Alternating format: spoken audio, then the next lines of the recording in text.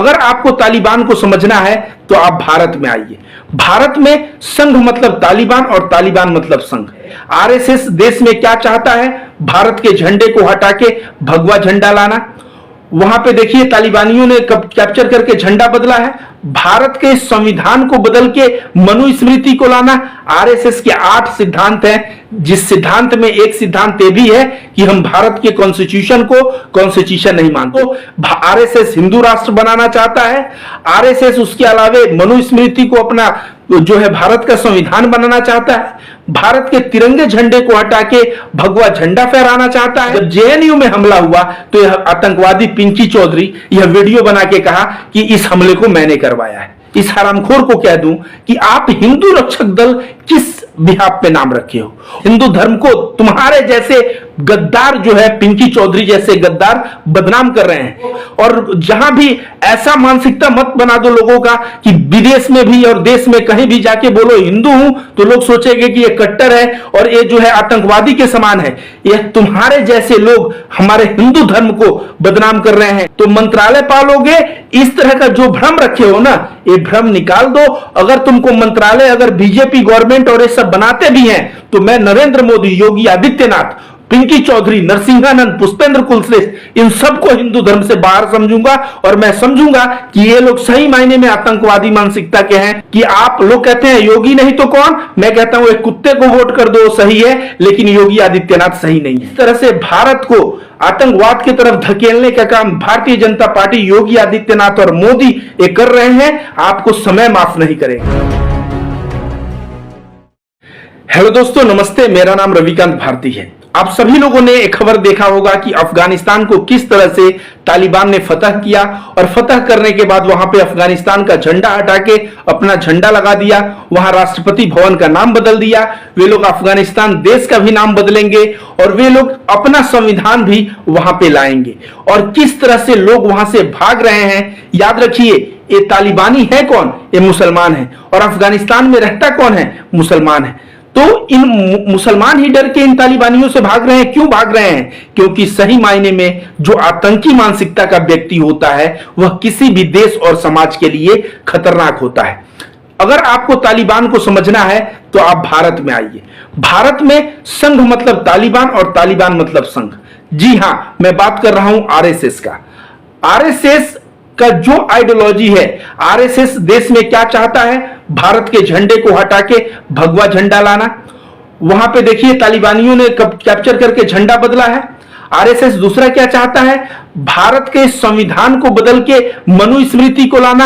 RSS के 8 सिद्धांत हैं, जिस सिद्धांत में एक सिद्धांत ये भी है कि हम भारत के कॉन्स्टिट्यूशन को कॉन्स्टिट्यूशन नहीं मानते।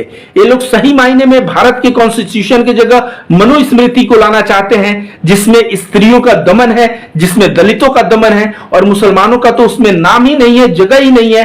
पता नहीं मुसलमानों के साथ क्या हश्र होगा। तो तालिबान मतलब अगर आप समझ रहे हैं कि ये जो है केवल अफगानिस्तान में है, ये गलत है।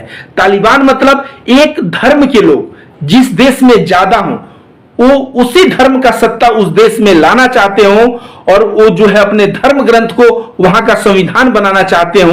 ये हो गया तालिबानी सोच। और आरएसएस का सोच बिल्कुल मिलता है दोस्तों। आरएसएस हिंदू राष्ट्र बनाना चाहता है। आरएसएस उसके अलावे मनुस्मृति को अपना जो है भारत का संविधान बनाना चाहता है। भारत के तिरंगे झंडे को हटा के भगवा झंडा फहराना चाहता है। और आरएसएस जिस तरह से सूरजपाल अंबू हरियाणा में सभा करके कहता है जहां मुसलमान दिखे मुसलमानों को ठोक दो, वो भी 50,000 लोगों के बीच बोलता है। आजकल जंतर मंतर पे नारा लगा है और जंतर मंतर पे जो पिंकी चौधरी है ये नारा जो लगाया है, जिस तरह से देखिए तालिबान में कि आतंकवादी जिस तरह से जिम्मेदारी लेते हैं। जैसे वर्ल्ड ट्रेड सेंटर पे जब हमला हुआ तो लादेन सामने आके जिम्मेदारी लिया कि यह हमला हमने करवाया। ठीक उसी तरह जब जेएनयू में हमला हुआ तो यह आतंकवादी पिंकी चौधरी यह वीडियो बना के कहा कि इस हमले को मैंने करवाया है। तो इन दोनों में क्या फर्क है? दोनों लोग भले ही अलग अलग विचार, अलग अलग धर्म को सपोर्ट कर रहे हो, लेकिन दोनों की तो मानसिकता आतंकवादी ही मानसिकता है। आपको यह भी बता दूं, अभी जो जंतर मंतर पे नारे लगे हैं कि राम राम चिल्लाएंगे मूले काटे जाएंगे, उस नारे का भी इसने कहा कि हाँ, वहां जितने भी लोग थे वे हिंदू रक्षक दल के थे। मैं पहले इससे बताना चाहूंगा, इस हरामखोर को कह दूं कि आप हिंदू रक्षक दल किस बिहाफ पे नाम रखे हो, और हिंदू रक्षक दल नाम रखे हो तो जो हिंदू भूखा है उसको खाना क्यों नहीं पहुंचा रहे हो, जो हिंदू बेरोजगार है उसको रोजगार क्यों नहीं दे रहे हो, सही जो हिंदू अशिक्षित है उसको शिक्षित क्यों नहीं करवा रहे हो। तुम जो है हिंदू रक्षक दल बना के और नारा लगा रहे हो मूल्य काटे जाएंगे, राम राम चिल्लाएंगे, तो तुम अपने उसका दल का नाम बदल के उसमें से हिंदू शब्द हटाओ, वहां पे रखो मुसलमान काटो दल, इस तरह का अपने दल का नाम दो। हिंदू धर्म जो कहता है सर्वे भवन्तु सुखिनः, सभी लोग सुख में रहें, जो कहता है वासुदेव कुटुंबकम, पूरी पृथ्वी एक परिवार, जो हिंदू धर्म कहता है कण कण में भगवान है, उस हिंदू धर्म को तुम्हारे जैसे गद्दार जो है पिंकी चौधरी जैसे गद्दार बदनाम कर रहे हैं। एक गाजियाबाद का बंदा नरसिंहानंद को मैंने हिंदू धर्म से बाहर निकाला था। मैं रविकांत भारती, मैं कहता हूं कि तू पिंकू चौधरी, अगर तू गीता, उपनिषद, वेद और हमारे धर्म ग्रंथों को पढ़ेगा तो तू भी पाएगा कि तेरा हिंदू धर्म में कोई स्थान नहीं है। इस तरह से हिंदू धर्म पे खतरा तुम कहते हो, खतरा हिंदू धर्म पे तुम ही लोग हो।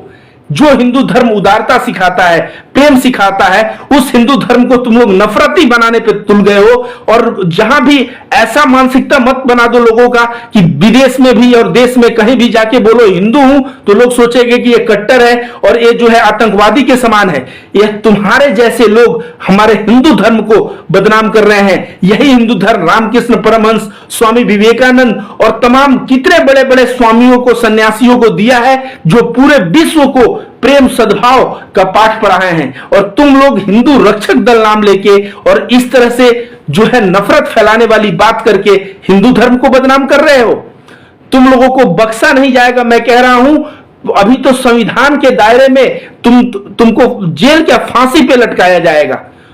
अगर योगी आदित्यनाथ इस कार्य को नहीं करते हैं, नरेंद्र मोदी की सरकार इस चीज को नहीं करती है, तो मैं कहता हूं कि ये लोग भी, मतलब देखिए, योगी आदित्यनाथ को तो आप जानते हैं, ये भी अपना एक हिंदू युवा वाहिनी चलाते हैं। तो ऐसे संगठनों का नाम, यही योगी आदित्यनाथ, मुझे अच्छे से याद है, पुराने भाषणों को जाके देखिए, भाषण में कहता था कि हम मार्केट में कोई मुस्लिम है तो अपना दुकान बंद करके चले जाए, क्योंकि मैं मुसलमानों के खिलाफ बहुत जहर उगलने वाला। इस तरह की बात, जब ऐसे बात करने वाले लोगों को जब सीएम बना दोगे, जब सूरजपाल अंबू कहेगा जहां मुसलमानों को देखो ठोक दो, ऐसे लोगों को तुम जो है हरियाणा का बीजेपी का प्रवक्ता बना दोगे, तो ये तो होड़ लग ही जाएगा।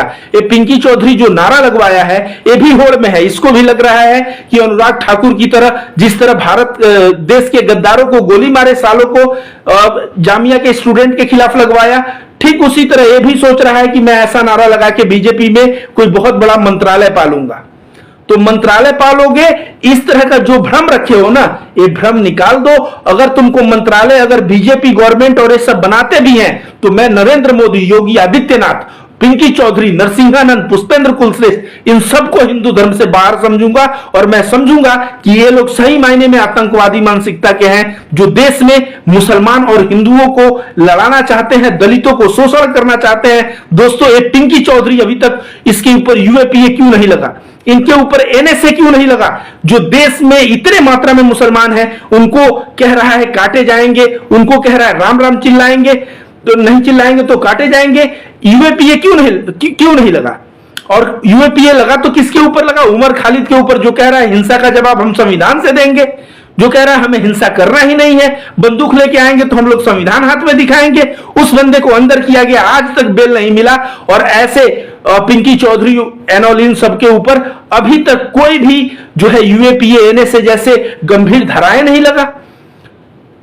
मैं यही आप लोगों से कहता हूं, बीजेपी का ये जो दोहरा चरित्र है ना, इसके लिए बीजेपी को बहुत बड़ा भुगतान करना पड़ेगा। और उत्तर प्रदेश में तो योगी आदित्यनाथ इस बार जा रहे हैं, उनकी विदाई है और विश्वास नहीं है। तो मैं केवल ओबीसी नहीं कह रहा हूं, आप ओबीसी और एससी एसटी दोनों बस्ती में घूम लीजिए, और कोई योगी आदित्यनाथ का सपोर्टर मिल जाए या बीजेपी का वोट देने वाला मिल जाए तो आप मुझे जरा बताइए। क्यों वे लोग जान गए हैं ओबीसी और दलित वाले कि ये सब जो है हम लोगों को जो है बर्बाद करने वाले लोग हैं, हमें दबाने वाले लोग हैं, हमारे हक को संविधान से बदल के छीनने वाले लोग हैं, और वे लोग कभी वोट नहीं करेंगे। अब बचा क्या सवर्ण?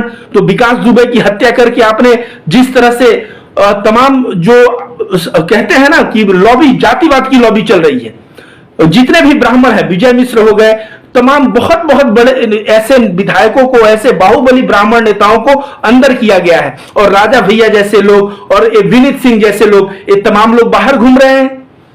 मैं यही बता दूं कि योगी आदित्यनाथ जी, आप जिस तरह से ठाकुरवाद और ब्राह्मणवाद उत्तर प्रदेश में कर रहे हैं, जिस तरह से दलितों के खिलाफ बीजेपी का गलत रवैया है, ओबीसी के खिलाफ गलत रवैया है, अल्पसंख्यकों के खिलाफ गलत रवैया है, आप उत्तर प्रदेश अगले साल जो चुनाव है उसमें कदापि नहीं आ पाएंगे। और मनमोहन मिश्र को आप गिरफ्तार करके सोचते हैं कि आज मनमोहन मिश्र को गिरफ्तार किया, कल रविकांत भारती को गिरफ्तार, परसों संजय गर्ग को गिरफ्तार, तो किसी दिन राज त्रिपाठी को गिरफ्तारी कर लेंगे, तो किसी दिन विनय दुबे की गिरफ्तारी कर लेंगे। ऐसी गिरफ्तारी करके आप अगर सोच रहे हैं कि कार्यकर्ताओं को डरा लेंगे, तो ये डरने वाले कार्यकर्ता नहीं है। और आपको मैं कहूंगा कि ये पिंकी चौधरी, यति नरसिंहानंद और ये जितने भी सूरजपाल अंबू, जितने भी दंगाई और जो हिंदू रक्षक दल और जो करणी सेना इस तरह के संगठन चलाते हैं, उन लोगों को थोड़ा सा अच्छे से हिदायत दीजिए, और अगर हिदायत नहीं देंगे तो उनके कारनामे रहेंगे, तो बिल्कुल आपका उत्तर प्रदेश से विदाई तय है। और वैसे आप कितना भी हिदायत दे दीजिए, मैं रविकांत भारती भाईचारा संकल्प चलाया हूं, और जगह जगह जाके मैं एक ही बात कहता हूं कि आप लोग कहते हैं योगी नहीं तो कौन, मैं कहता हूं एक कुत्ते को वोट कर दो सही है, लेकिन योगी आदित्यनाथ सही नहीं है।